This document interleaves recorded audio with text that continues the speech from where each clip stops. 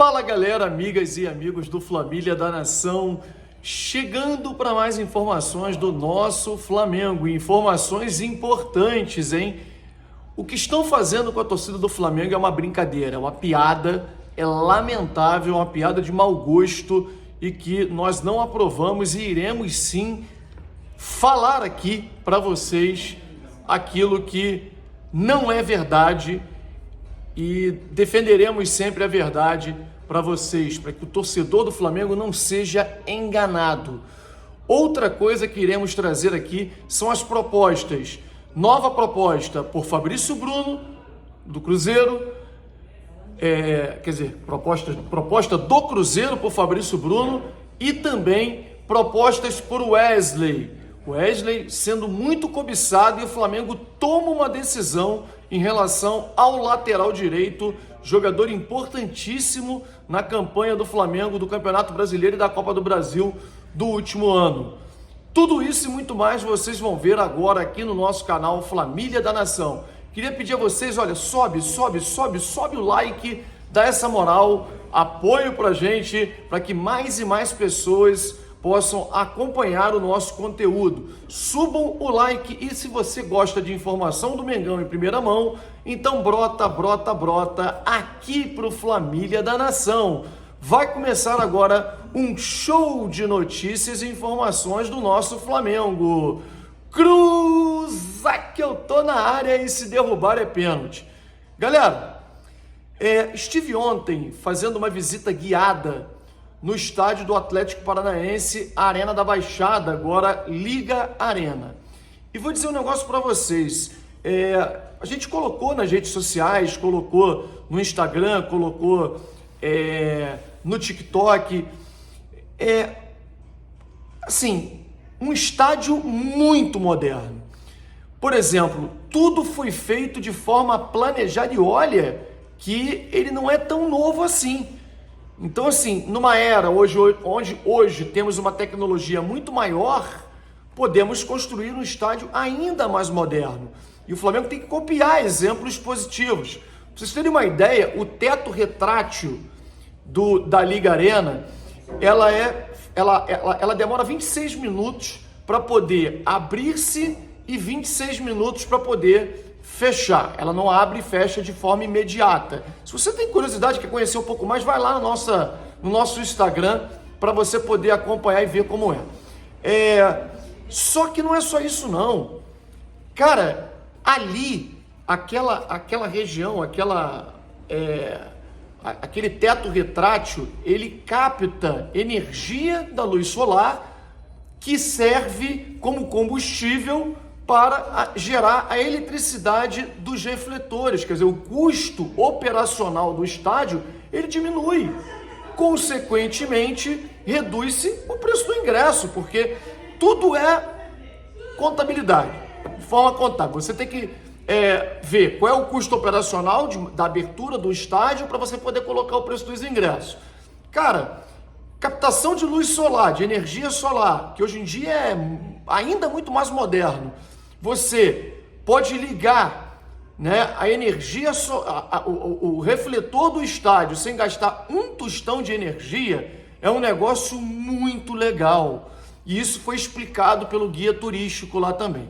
Outra coisa que o teto retrátil proporciona é a captação da água da chuva, ela é toda ela reaproveitada em serviços dentro do próprio estádio, o que também é algo muito importante, porque, mais uma vez, ocasiona, além da parte orgânica, de você, né, pensar no meio ambiente, você também tem um custo muito menor de água, que é um custo que encarece também bastante a questão de um estádio, um empreendimento, um imóvel, enfim. Então, assim, muito legal. A gente tem que tirar, né, como exemplo um equipamento moderno como esse e que já foi construído há algum tempo para a gente que está agora começando a pensar em construir o nosso estádio com o terreno comprado. Bom, queria falar com vocês também sobre essas especulações que estão saindo, né, nas redes sociais. Eu tomei uma medida, a gente não vai falar em especulação, a gente vai falar realmente de coisas que aconteçam, que a gente perceba que vai acontecer de modo concreto. Eu até citei, e até me arrependi também, da questão do Griezmann, e sofri muita crítica, porque as pessoas não assistem o vídeo. Chama-se de analfabetismo funcional, né? O cara vê o que está ali na capa, o cara não assiste o vídeo, o cara não lê a matéria e acaba falando um monte de bobagem, né? Ali ninguém estava dizendo que o Flamengo tem interesse no Griezmann, muito longe disso.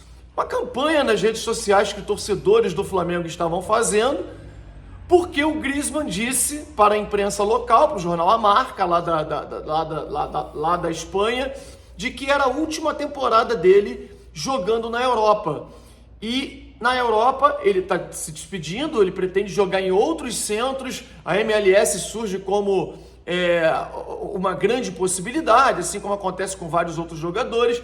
E a torcida do Flamengo, vendo isso, fez uma campanha pedindo, né, para que o Flamengo pudesse contratar o Griezmann. Algo que é praticamente impossível, não passa pela possibilidade, pelo menos nesse momento, da diretoria do Flamengo fazer esse tipo de investimento. Bom, pelo menos não passa. Na minha cabeça, se fosse eu o dirigente, deveria passar. Porque se o Flamengo pensa em pegar o Roberto Firmino, que custa 12 milhões por mês de salário e que joga muito menos do que o Griezmann, eu preferiria o Griezmann. Mas o texto ali, a capa, nada tem a ver com o interesse do Flamengo no jogador. Em contrapartida, outros veículos de comunicação, inclusive grandes, a cada dia colocam 2, 3 jogadores do Flamengo.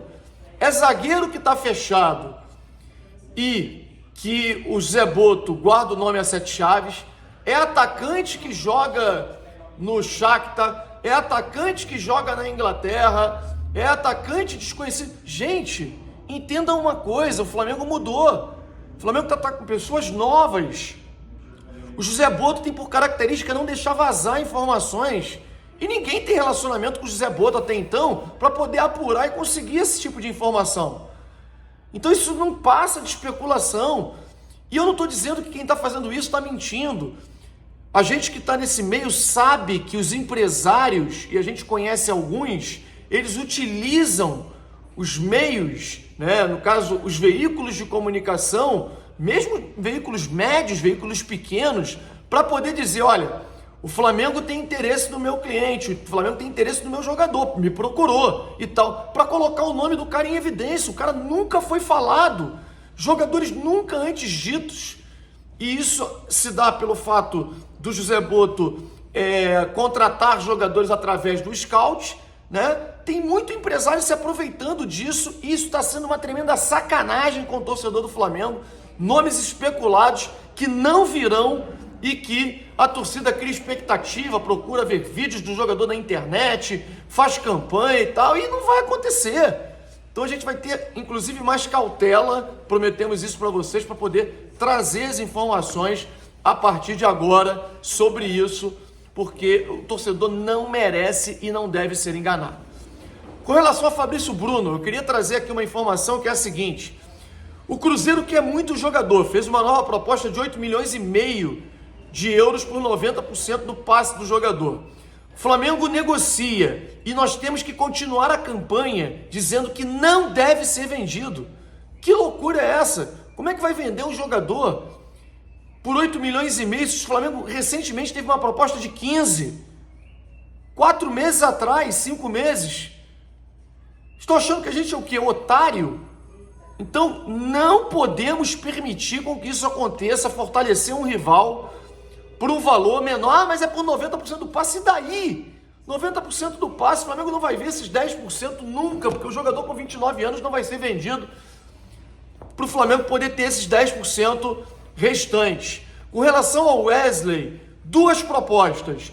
O Milan, segundo o GE, fez uma proposta ontem pelo Wesley, uma proposta pesada, 20 milhões de euros pelo jogador. E o Aston Villa da Inglaterra já tinha feito uma proposta recente, na última semana, de 15 milhões de euros. Segundo o Vene Casagrande, o Flamengo tomou uma decisão e não vai vender o Wesley até o meio do ano. Quer que o jogador espere, não é o Mundial não, porque ele vai sair antes do Mundial, gente, isso é balela. Quer esperar usar a janela do meio do ano para poder, porque é uma janela mais forte, é uma janela com poderio de investimento maior dos clubes estrangeiros. E o Flamengo acha que nessa janela do meio do ano o jogador pode valer muito mais, então Wesley não deve sair do Flamengo. É a notícia de agora, né? Sabemos que no futebol tudo muda.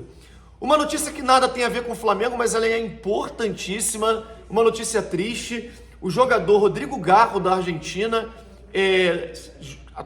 argentino, né? Jogador do Corinthians, volante, meio-campista, um baita jogador que poderia inclusive ter vindo para o Flamengo, sofreu uma situação gravíssima, passou por um acidente grave, onde ele atropelou um motociclista e o motociclista veio a óbito, quer dizer, ocasionou a morte do motociclista. Vale ressaltar que o jogador Rodrigo Garro fez o teste do bafômetro e onde foi registrado álcool no sangue do jogador, mas uma quantidade que na Argentina, no local onde aconteceu o fato, não é considerado crime. Então é uma quantidade que lá, aqui no Brasil, seria preso, né? Aqui no Brasil ele estaria ferrado, mas lá não é problema, essa quantidade que foi encontrada não é uma quantidade elevada. Só que, segundo notícias que vêm da Argentina, Rodrigo Garro dirigia na contramão, fazia uma manobra arriscada, perigosa, segundo disse a imprensa argentina, e com isso atropelando o motociclista que acabou morrendo. Então, problemas para o jogador, situação muito grave, né? Um jogador jovem e que vai passar por dificuldades aí, com problemas claro, psicológicos, né? Imagina que você matar uma pessoa, né? Mesmo que sendo de forma sem querer, né? Uma forma não intencional, e também com a justiça, com toda certeza. Valeu? Deixa o seu like, inscreva-se no nosso canal Família da Nação. Um grande abraço a todos e saudações rubro-negras.